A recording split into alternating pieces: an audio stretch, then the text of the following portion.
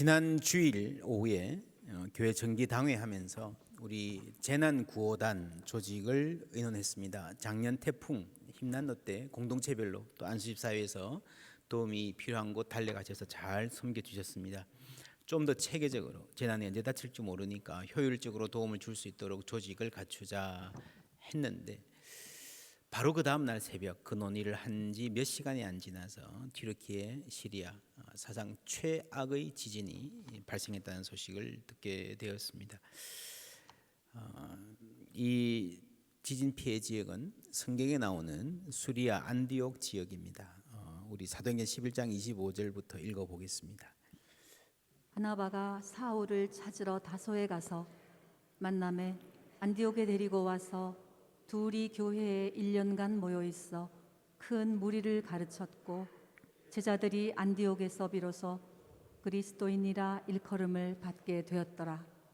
아멘. 바나바가 바울을 데리고 와서 사역을 함께 했고 최초로 그리스도인이라 불렸고 또 기독교 최초로 선교사를 파송했던 교회 안디옥입니다. 초대교회 당시에 1세기에 세계에서 가장 큰 도시가 첫 번째 로마, 두 번째가 이집트에 있는 알렉산드리아, 세 번째가 안디옥이었습니다. 초대교회 선교가 예루살렘, 안디옥, 그다음에 에베소, 로마 이렇게 중심지가 이동해 갔습니다. 에베소도 상당히 큰 도시였죠. 이렇게 거대 도시를 중심으로 선교가 진행되었습니다. 거대 도시는 단일 문화가 아니라 다양한 인종이 섞여 살던 도시였습니다. 처음에는 예수님이 단일 문화 지역 예루살렘에 모여 있다가 예수님 제자들이 박해로 인해서 흩어졌죠.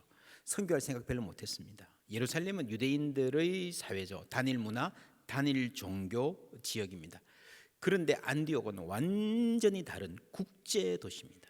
이 복잡한 도시, 타인종, 다종교, 다문화 상황에서 어떻게 살아가야 되는가를 고민하면서 크리스찬 아이덴티티, 그리스도인의 정체성이 형성되어져 갔다는 것은 이 기독교 신앙의 출발에 굉장히 중요한 면을 보여줍니다. 안디옥에서는 오랫동안 유대인들이 다른 인종들 사이에서 섞여 살면서 어떻게 우리 신앙을 유지하며 살아가야 하는가 하는 그 분투의 경험이 쌓여 있습니다. 교회는 그 노하우를 물려받았고 거기서 한 걸음 더 나아갑니다. 단지 신앙의 유지, 전통의 보존, 생존뿐 아니라 밖을 향해서, 타인종을 향해서, 세계를 향해서 선교하는 교회가 되었습니다. 오늘 우리가 읽고 있는 마태복음도 안디옥 지역에서 쓰여진 것으로 보입니다. 예수님이 20년대 말에 갈릴리에서 말씀하시던 그 상황, 그리고 다원적 사회를 살아가던 주후 80년대 90년대 정도에 살아가던 그 마태 공동체의 안디옥 상황, 이 둘 다를 함께 염두에 두고 읽으면 이 말씀을 좀 더 입체적으로 이해할 수 있겠습니다. 43절 44절 함께 읽습니다. 또 내 이웃을 사랑하고 내 원수를 미워하라 하였다는 것을 너희가 들었으나 나는 너희에게 이르노니 너희 원수를 사랑하며 너희를 박해하는 자를 위하여 기도하라. 너희가 들었으나 라고 할 때에 구약 성경에 나오나? 원수를 미워하라? 나올까요? 그럴 리가요. 레위기 19장 18절 읽습니다. 원수를 갚지 말며 동포를 원망하지 말며 내 이웃 사랑하기를 내 자신과 같이 사랑하라. 나는 여호와이니라.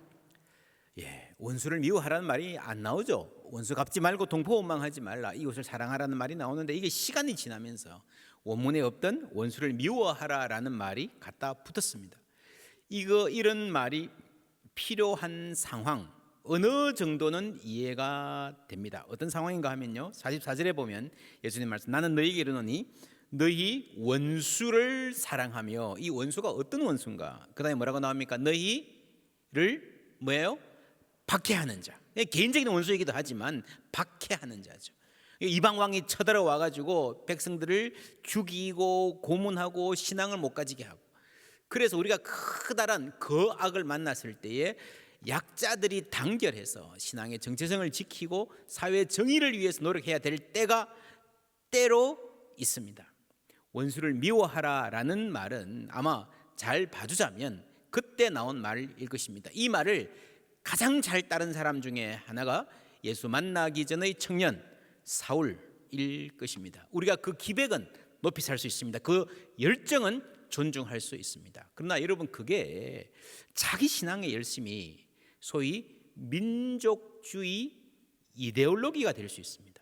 이데올로기는 때로 선한 의지를 조직하는 하나의 방법이 될 수 있습니다. 그러나 쉽게 미움이 조직화되는 거예요.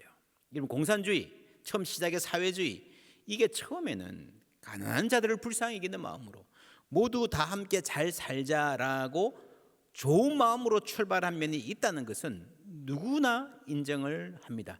그러나 이것이 계속 진행되면서요, 가진 자들에 대한 미움을 부추기는 방법으로 갔습니다. 여러분, 사람은요, 미움이 한번 들어오면 그냥 있지 않습니다. 그게 커집니다. 여러분, 경험해 보셨죠? 누군가를 미워하면 그 정도 미움을 유지하는 것은 어렵습니다. 미움은 커지게 돼 있어요. 모든 게 미워 보이잖아요. 그러니까 이데올로기는 선한 의지의 조직화로 시작한다 하더라도 쉽게 미움의 조직화로 변질되기 쉽습니다. 오늘 말씀의 원수를 미워하라, 이게 개인적인 원하는 관계이기도 하지만 민족적 이데올로기이기도 합니다. 그렇죠? 이방인 압제자들, 아수르, 바벨론, 로마, 짐승 같은 저 권력, 우리가 대항하자. 민족주의 이데올로기가 정의 실현, 선한 목적으로 작용할 때가 들어 있습니다. 우리나라 일제시대 때 그랬죠. 독립운동 하던 사람들, 숭고하기까지 한 이데올로기일 수 있습니다. 그러나 지금요, 세계적으로 가장 골치 아픈 이데올로기가 민족주의입니다. 우리 중심으로 모여서 타인종을 핍박하고 배제하고 전쟁하고, 그렇죠? 여러분, 정의 실현이란 말 자체가 그렇습니다. 우리나라도요, 옛날에는 그럴 때가 있었습니다. 정의를 말하다가 잡혀가고 고문당하고 그런 시절이 있었죠. 그러나 지금은요, 누구나 자기 의견을 마음대로 말할 수 있는 시대입니다. 외치는 자가 없어서 세계가 피폐한 것이 아니라 너무 많아서 문제예요. 그렇지 않습니까? 관용이 없어서 망하는 시대가 되었습니다. 이런 시대에 원수를 사랑하라 하는 말은요, 어느 때보다 절실한 하나님의 명령입니다. 에포케라는 말 생각나십니까? 그리스도인들이 막 일어나서 막 사회를 어지럽힌다 그랬을 때 저놈들 잡아 죽여야 된다, 원수 취급받은 사람들에게 스승 가말리엘이 이렇게 말했죠. 만일 하나님께로부터 났으면 너희가 그대로 무너뜨릴 수 없겠고 하나님을 대적하는 자가 될까 하노라. 여러분, 이게 굉장히 놀라운 말입니다. 지금 이 제자들은요, 젊은 바리새인들은요, 우리가 하나님의 뜻을 지켜야 되고 저놈들은 100% 나쁜 놈들이야, 원수야 라고 생각을 하는데, 민족을 망하게 하는 사람들이야 확신으로 똘똘 뭉쳐져 있는데 조금이라도 아닐 수 있다는 거죠. 우리가 틀리고 저 사람들이 맞을 가능성이 있다는 걸 배제하지 말라는 거죠. 만약에 그렇다면 우리가 하나님을 대적하는 자가 될까 두렵다. 얼마나 놀라운 이런 포용력입니까? 이 스승에게 배운 청년 사울은 그렇지 못했습니다. 내가 하나님을 위한다, 민족의 전계를 보존한다 라는 확신으로 스데반을 죽였고 칼 들고 더 앞으로 나갔습니다. 그러다가 예수님 만났죠. 그 만난 예수님 어떤 분이십니까? 여러분 아시죠? 마가복음에 보면 예수님이 십자가에 달려 돌아가실 때 그 밑에서 맨 처음 이는 실로 하나님의 아들이로다 고백한 사람이 로마 백부장이었습니다. 그냥 로마인도 아니고요, 로마의 군인 장교였어요. 여러분, 예수님은 이스라엘을 위해서도 오셨지만 로마인들을 위해서도 죽으신 줄 믿습니다. 여러분, 그렇게 우리가 마음이 넓어지는 게 신앙이에요. 요즘에 에코 체인버라는 말이 있습니다. 여러분, 이렇게 어떤 실내에 잔향실이라는 게 있어요. 이 실내에 들어가면 딱 꽉 막혀 있습니다. 내가 말을 하면 내 목소리가 내 귀에 들려요.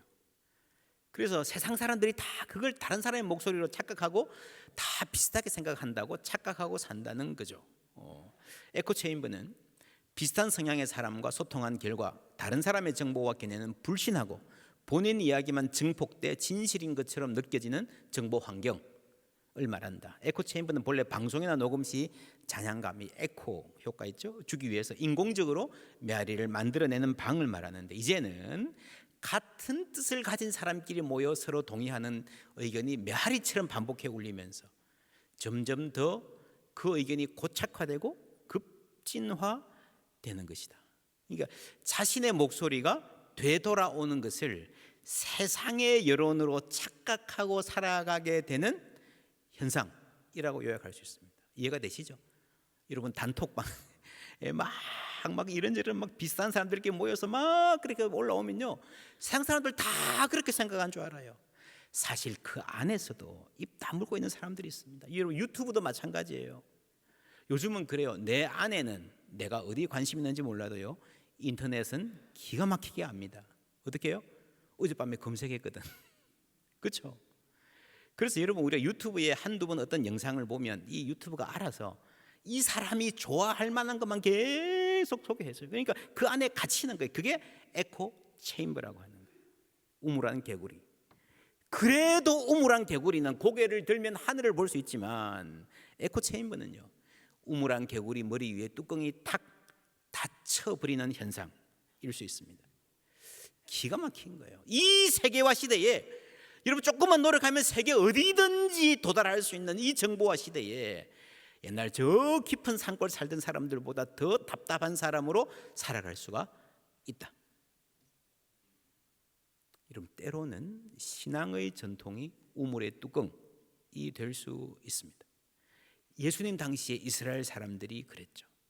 자기들끼리 예루살렘에서 똘똘 뭉쳐 살 때는 보지 못하는 것들이 있었습니다. 그래서 예루살렘이 아니라 안디옥에 가서야 그 국제 도시에 이방인들 사이에 섞여 살면서 예수님의 말씀을 다시 읽을 때에, 이게 복음이구나. 우리끼리만 잘 살아가는 게 아니라 온 세계를 향해서 하나님 말씀 전하는 것. 이 복음은 그리스인에게나 스구디아인이나 로마에게나 전부 다 복음이 생명이 되는 거구나. 할렐루야. 예루살렘 아니라 안디옥에 가서 깨닫기 시작한 거예요. 그래서 안디옥에서 세계를 향한 선교가 시작된 것입니다. 우물안 개구리 신세를 면한 것입니다. 1974년에 스위스 로잔에서 아주 중요한 선교대회가 열렸습니다. 빌리 그레암, 미국에서 빌리 그레암 목사님, 영국에서 존 스토트 목사님, 세계적인 부흥사와 신학자가 결합을 했습니다. 그때 주 반성이 좀 더 선교를 열정적으로 하자, 미전도 종족이란 말도 이때 나왔는데, 그리고 우리가 지금 보니까 우리 서구인들이 서구 사회에만 갇혀 있었다는 거죠. 교회 안에서만 갇혀 있다는 거죠. 그래서 그 다음 대회는요, 필리핀 마닐라 가서 합니다. 2010년에 남아공 케이프타운에서 했습니다. 그리고 내년 9월에 한국 송도에서 제4차 로잔 선교대회를 할 예정입니다. 이 선교대회를 준비해서 우리 교회가 주최해서 3월 말에 목회자 컨퍼런스와 기도회를 할 예정입니다. 이 땅에 다시 선교의 열정이 불붙고 선교의 방향이 재정립되는 기회가 되기를 바랍니다. 2010년에 있었던 케이프타운 선언, 잠시만 2부, 1부는 하나님과 관계된 거고 세상을 향한 부분 타이틀만 보면 이렇습니다. 다원적이고 세계화된 세상에서. 무슨 말인지 아시죠? 다원적이고, 우리는 예수 믿지만 아닌 사람 많다는 거죠. 그리스도의 진리에 대한 증거를 담지하기. 두 번째, 분열되고 깨어진 세계에서 그리스도의 평화 이루기. 세 번째, 타 종교인들 가운데서 그리스도의 사랑으로 살아가기. 네 번째, 세계 복음화를 위한 그리스도의 뜻을 분별하기. 다섯 번째, 그리스도의 교회가 겸손과 온전함과 단순성으로 회개하라는 부르심. 여섯 번째가 선교의 일치를 위한 그리스도의 몸 안에서의 동반자 협력입니다. 우리 교회만 하는 게 아니라, 나만 하는 게 아니라 하나님의 사람들이 힘을 합쳐서 같이 선교하자는 겁니다. 케이프타운 선언에 나오는 중요한 고백 있습니다. 우리는 교회 지도자들과 목회자들과 복음 전도자들이 바울처럼 복음의 우주적인 범위와 진리를 온전히 전파하고 가르칠 것을 강건한다. 우리는 복음을 단순히 개인적 구원이나 예수 믿고 천국 가자, 너무 중요한 메시지고 여전히 핵심입니다. 그러나 그게 전부 다가 아니라, 혹은 다른 신들이 주는 것보다 더 나은 해결책 정도가 아니라 그리스도 안에서 성취되는 온 우주를 위한 하나님의 계획으로 복음을 제시해야 된다. 여러분, 복음은요, 온 우주를 회복하시는 하나님의 계획인 줄 믿습니다. 나만 천국 가는 게 아니라. 왜 그런가? 하나님이 얼마나 크신, 우리가 찬송한 대로 주님의 높고 위대하심을 우리가 안다면요, 그분이 얼마나 넓은 세계를 포괄하신지를 알게 될 것입니다. 45절 함께 읽습니다. 이같이 한즉 하늘에 계신 너희 아버지의 아들이 되리니 이는 하나님이 그 해를 악인과 선인에게 비추시며 비를 의로운 자와 불의한 자에게 내려 주심이라. 아멘. 하나님은 이런 분이십니다. 여러분, 당시에 로마 사회에서 하나님의 아들, 너희 아버지 이런 말을 들었을 때 사람들이 먼저 어떻게 생각했을까? 당시 아우레아라고 하는 아주 중요한 금전입니다. 이쪽에 보시면 저쪽에는 황제가 개선문에서 이렇게 개선식을 경영하는 장면이죠. 이쪽은 가이사 아구스도, 시저 어거스터스입니다. 안쪽에 있는 글은 시저 어거스터스라 써놨고요. 요 바깥쪽에 있는 글이 잘 안 보이실 것 같은데 자세히 보시면 나옵니다. 디비 필리우스, 신의 아들, 그리고 하나님의 아들이란 말이죠. 파트리아의, 조국의 아버지, 아버지 땅의 아버지라는 말입니다. 그래서 그때 당시에 로마 사람들은요, 황제를 신의 아들이라 그랬고 조국의 아버지라고 했습니다. 사실 황제라는 말은 잘 안 썼어요. 엠퍼러, 이게 임페라토르인데 사령관이라는 말입니다. 군대 용어예요. 창과 칼로 조국을 지키는 사람이라는 말이죠. 이 말은 뒤집으면요, 다른 민족 입장에서는 우리를 죽이는 사람이란 말이에요. 그 로마가 전쟁에서 제국을 이루었잖아요. 어떤 민족이 때로 우리를 대신해서 대표해서 전쟁해주는 사령관이 필요할 때가 있을지 몰라요. 그러나 여러분, 절대로 그걸로는 부족합니다. 정말 사람들이 필요로 하는 것은요, 부모예요. 부모, 아버지라는 거예요. 로마 황제가 그 주하에 신의 아들, 조국의 아버지라고 새겼다는 사실은 이 백성들에게 아버지 같은 존재가 필요하다는 것을 잘 아는 거예요. 그러면 질문입니다. 이 황제가 백성들의 아버지가 될 수 있을까? 자애로운 아버지, 잘하면 이탈리아인들에겐 될 수 있을지 몰라요. 그것도요, 이탈리아의 저 밑에 말고 이탈리아의 진짜 이 좀 먹고 살만한 상류층에게는 아버지라는 느낌을 줄 수 있을지 몰라요. 이런 조그만 한 나라도 모든 백성의 아버지라고 생각하는 것은 대단히 힘듭니다. 그런데 여러분, 갈리아, 게르만족, 브리타니아, 영국, 지금의 영국 다 전쟁으로 이루어졌잖아요. 그 사람을 아버지라고 하겠습니까? 그러니까 백성들의 아버지라는 게 제국의 이데올로기인데 이게 안 되는 거예요. 안 되는 거예요. 그래서 로마의 역사가 계속 삐걱거립니다. 그래서 알게 된 게 뭔가가 필요하구나. 그 다양한 민족들, 문화들을 하나의 백성으로 만들려면 어떻게 하면 될까? 황제라는 사람이 백성들의 아버지가 되면 좋겠는데 그게 안 되니까 우리에게는 다른 아버지가 필요하구나. 그래서 선택했던 것이 기독교예요. 제국을 위해서 기독교를 선택한 거예요. 여러분, 콘스탄티누스 황제가 기독교를 공인하고 나서 세상이 기독교 세상이 되었는데 수십 년 후에 그 조카 율리아누스, 영어로 줄리안입니다. 줄리안이라는 사람이 황제가 되었습니다. 본래 황제가 될 순서가 아니었는데 전쟁하고 죽고 이러다 보니까 어떻게 됐어요? 이 사람은 어릴 때부터 기독교로 양육받았지만 속으로는 로마의 신들을 섬기고 있었습니다. 황제가 되자 다시 옛날 기독교 이전으로 돌아가야 된다. 그래서 개인적으로 이교 신에 대한 신심을 노골적으로 100마리씩 이렇게 잡아서 제사 드리고요. 그리고 교회를 약화시키려고 갖은 방법을 다 동원했습니다. 노골적으로 박해하진 않았어요. 왜냐하면 박해해봐야 교회는 더 강해진다는 것을 이미 알고 있었기 때문입니다. 대신 학교에서 기독교 아이들 학교에서 크리스찬 스님들을 그냥 다 해고해버렸습니다. 쫓아냈습니다. 이 교육을 통해서 기독교가 전파된다 생각하니까. 그리고 그리스도인, 크리스찬이라는 이름을 쓰지 말라. 안디옥에서 유래했던 그 이름. 그리고 갈릴리 사람이라고 굉장히 그 동네 사람일 뿐이다라고 하는 지역적인 경멸적인 어조로 부르게 했습니다. 그리고요, 이 황제 줄리안이 가장 신경 쓴 일은 사랑의 실천이었습니다. 이 사람이 보니까 기독교가 이렇게 인기가 있는 이유는 이웃을 사랑하고 섬기는 삶이 있기 때문에 생각했어요. 우리 로마 신이 참신인데 참신을 섬기는 우리가 이거 못할 게 뭐 있냐? 우리도 해보자. 우리는 열심히 하면 기독교를 이길 수가 있어라고 확신을 갖고 밀어붙였습니다. 그 자신이 특별히 섬기던 키벨레 여신의 사제들에게 편지를 보냅니다. 우리 함께 힘을 합해서 우리 종교를 부흥시킵시다. 가난한 자를 도와주십시다. 그 사제들이 중심이 돼서 도와주는데 내가 사비를 출연하고 국고를 동원해서 지원하겠습니다.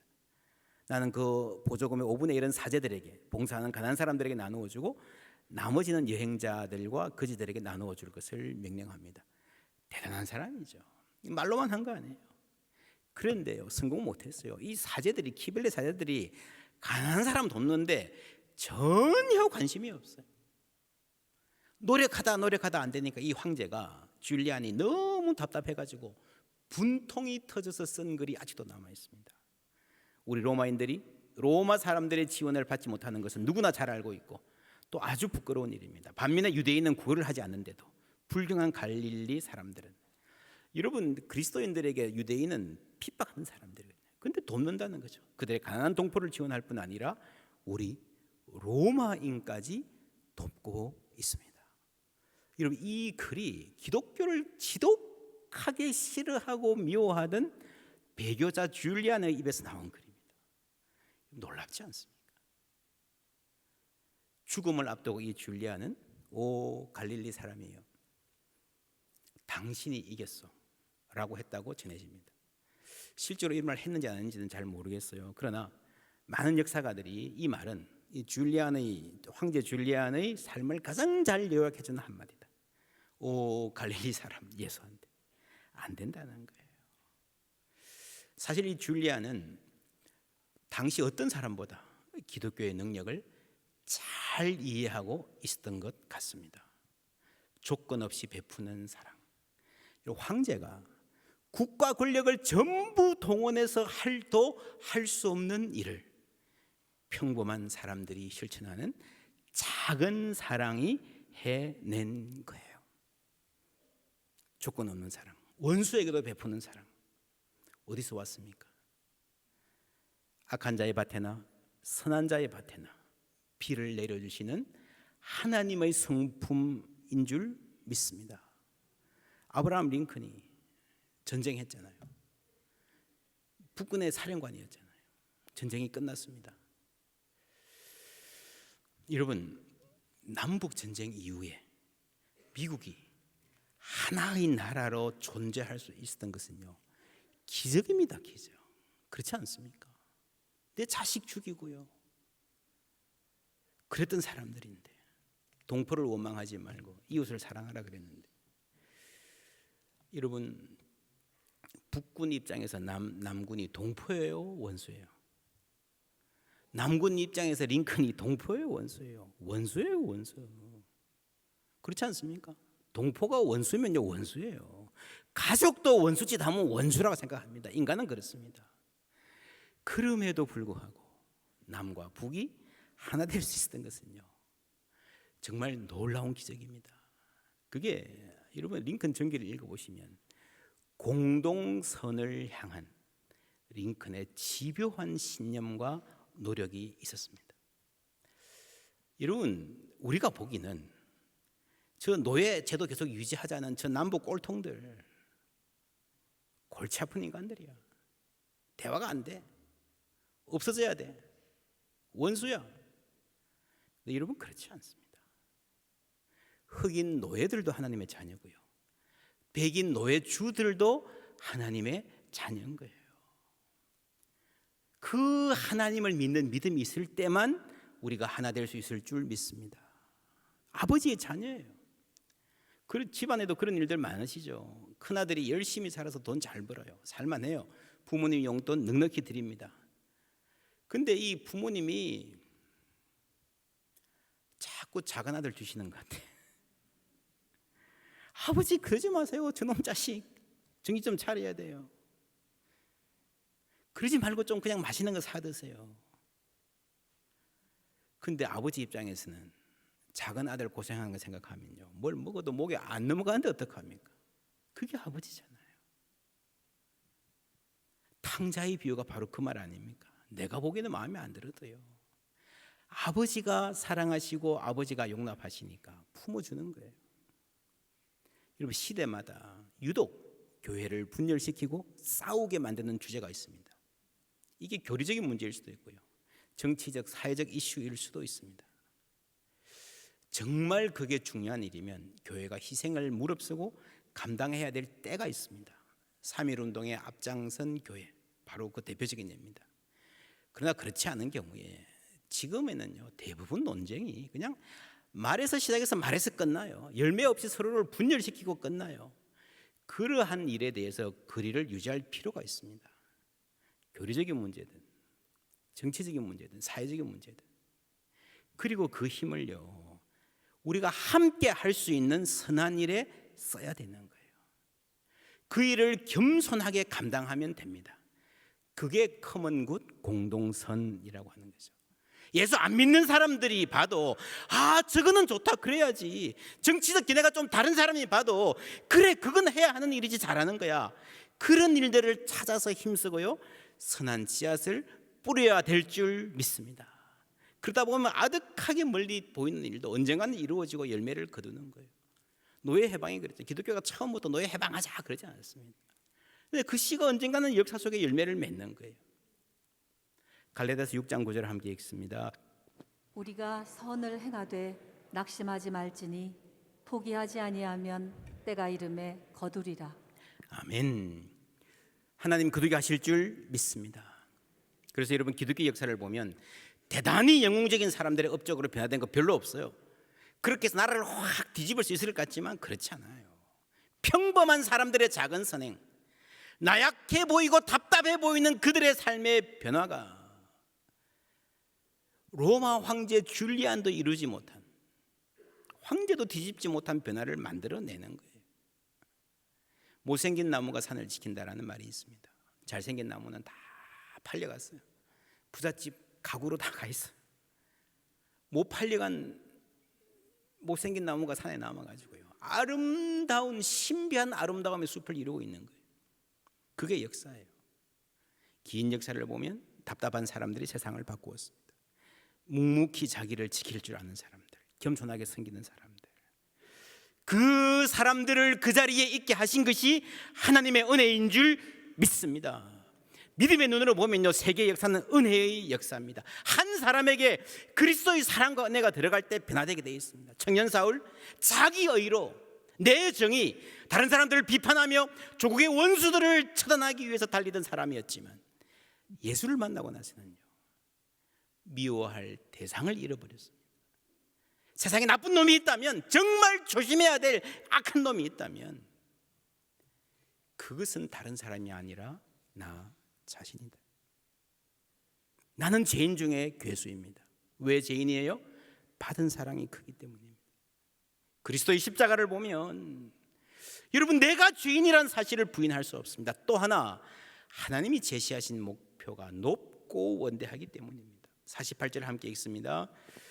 그러므로 하늘에 계신 너희 아버지의 온전하심과 같이 너희도 온전하라. 아멘. 역시 구약에 나오는 말씀입니다. 레위기 19장에 여호와께서 모세에게 말씀하여 이르시되 너는 이스라엘 자손의 온 회중에게 말하여 이르라. 너희는 거룩하라. 이는 나 여호와 너희 하나님이 거룩함이니라. 이 목표는 여러분 변하지 않고 있습니다. 하나님의 거룩함 어떻게 이루어요? 하나님의 온전하심, 악한 자들 품어주시는 온전하심으로 우리는 거룩함을 이루어 가는 거예요. 누군가를 배제하고 틀렸다 그러고 끊어내므로서가 아니라 이리와 품어줌으로써 거룩함을, 온전함을 이루어 간다는 예수님의 해석이에요. 하나님처럼 거룩하라, 온전하라. 아유, 너무 멀어요. 아득해요. 도저히 안 될 것 같아. 그래서 예수님이 우리 곁에 오신 거예요. 우리 친구 같은 모습으로. 아이들도 다가가서 그냥 안길 수 있는 하나님으로. 본래 하나님은 크고 두려운 분이죠. 거룩하신 하나님이죠. 우리와 수준이 너무 차이가 나서 보기만 해도 움찔해지는, 이제 죽었다. 그런데 그 하나님의 거룩함까지 이르는 그 엄청난 목표를 포기하지 않으면서 일단 시작하게 해주시는 은혜가 예수님의 십자가인 줄 믿습니다. 우리가 부르는 찬송, 내가 매일 십자가 앞에 더 가까이 가오니. 할렐루야. 매일매일 조금씩 그리스도를 닮아가는 거예요. 그리스도를 바라보는 거예요. 어디서 시작할 수 있는가? 46절 47절 함께 읽습니다. 너희가 너희를 사랑하는 자를 사랑하면 무슨 상이 있으리요? 세리도 이같이 아니하느냐? 또 너희가 너희 형제에게만 무난하면 남보다 더하는 것이 무엇이냐? 이방인들도 이같이 아니하느냐? 46절에 사랑하라, 47절에서는 무난하라, 인사하라, 아는 체하고 타각하라고 말했습니다. 굉장히 구체적이죠. 이건 할 수 있을 것 같아, 인사하는 거. 근데 가만히 생각해 보면요, 여러분, 사랑하는 것이 어려워요, 무난하는 것이 어려워요. 인사는 행동을 해야 되잖아요. 사랑은 마음으로, 말로만 하면 되잖아. 사랑한다. 나라 사랑 하지 뭐. 애국가 부를 때 막 가슴이 뜨거워져. 근데 세금은 잘 안 내. 떼먹어. 여러분, 나라 사랑 그렇게 외치는 사람 중에 자기도 군대 안 갔다 오고 자식도 군대 안 보낸 사람들 많다는 거 여러분 아시잖아요. 말로만 하는 사랑은 필요 없어요. 행동, 작은 실천, 뭐부터? 인사하는 것부터. 놀랍도록 구체적이죠. 여러분, 이웃에게 전화하고 안부를 묻고 가끔씩 차 마시고, 우리는요 10년, 20년, 30년 같은 친구들 계속 만나요. 그거 자랑 아닙니다. 너희끼리만 무난하면 세리보다 더하는 것이 무엇이냐? 저 사람들 수준 떨어지는데 나하고 놀 사람이 아닌데. 여러분, 수준 떨어진다고 안 놀아주면, 가까이 안 오면요, 우리는 구원받지 못했습니다. 수준이 떨어져도 한참 떨어지는 우리를 위해서 예수님이 우리 곁에 오신 줄 믿습니다. 우리 중에 하나가 되신 거예요. 그래서 우리는 교회가 크니까, 자주 못 만나니까, 오래 다니신 분들은 그래도 알아서 만나시는 분도 있겠지만 처음 오시는 분들은 힘들어요. 그래서 사랑방이 중요하다 그러고요, 공동체로 자주 모이시라 그러는 겁니다. 자주 모임을 가지면 좋습니다. 그게 주님의 뜻이에요. 서로 인사하는 것, 모르는 사람과 함께 밥 먹는 것. 종려나무 홀에서 옆에 앉아 누가 차 마시면요, 나는 누구입니다, 인사라도 나누고 하는 것, 여러분 한 교우 아닙니까? 그죠? 왜 모른 척 합니까? 그래서 주일날 교회 와서 한 주에 한 사람이라도 내가 평소에 인사하는 사람한테 좀 인사하는 습관을 들이면 좋겠어요. 저는 누구입니다, 반갑습니다. 어떤 책에서 그런 글을 읽었습니다. 어른이 별건가? 마음에 안 드는 사람과도 잘 지내는 것이 어른이지. 싫으면 싫다 그러고요, 맛없으면 그냥 밀어내고요, 어려운 어색한 상황은 피해버리고요. 그게 여러분 어린 거잖아요. 좀 달라도 참고 들어주고 함께 있어주는 것, 그게 성숙이에요. 정말 혼내줘야 될 사람, 나쁜 놈, 조심해야 될 사람, 원수를 갖고 정의를 실현하는 것이 필요하다면 하나님께서 하실 줄 믿습니다. 정말 우리 손으로 정의를 실현해야 될 때가 온다면 하나님은 명확하게 인도하실 것입니다. 그전에는 우리는 사랑해야 됩니다. 원수까지도 사랑할 수 있다면 좋겠죠. 힘들어요. 불가능하다 싶어요. 그래서 우리에게 하나님이 필요한 거예요. 내 힘으로 할 수 있으면 하나님 왜 믿어요? 여러분, 교회 나올 필요 없어요. 내 힘으로, 내 판단으로, 나의 세련됨으로, 내 인격으로, 내가 타고난 너그러움으로 할 수 있는데 뭐 하나님 왜 믿어요? 사람끼리 똘똘 뭉쳐서 잘해보자, 되나 보세요. 그렇게 뭉치다 보면요, 조직하다 보면요, 참 이상해요. 좋은 뜻으로 뭉쳐도 그 안에 또 중심이 생기고 주변이 생겨요. 뭐 하다 보면 또 미움이 개입돼요. 한 번 들어온 미움은 점점 더 커져요. 그래서 우리는 하나님이 필요한 줄 믿습니다. 악한 자의 밭에나 선한 자의 밭에나 판단하지 않으시고 구별하지 않으시고 비를 내려주시는 은혜의 하나님. 여러분, 먼저 우리에게 은혜가 필요합니다.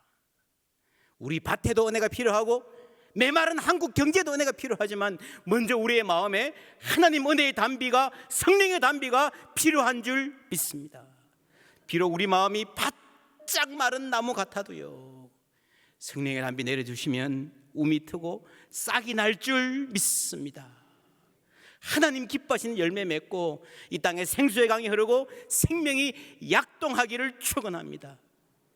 그럴 때에 닫힌 마음들이 열리고 불평 가득한 입에 감사가 넘치고 용서 못하던 것들이 용서해지고요, 그렇게 미워 보이던 사람들이 불쌍해 보이고요, 그렇게 하찮아 보이던 사람이 존귀해 보이고요, 냉담하던 사람들이 서로 미소 짓고 인사하는 날이 올 줄 믿습니다. 우리 가운데 하나님 하기를 원하시는 일입니다. 그 하나님의 일하심 기대하고 사모하는, 간절히 사모하는 우리 모두 되기를 주님의 이름으로 축원합니다.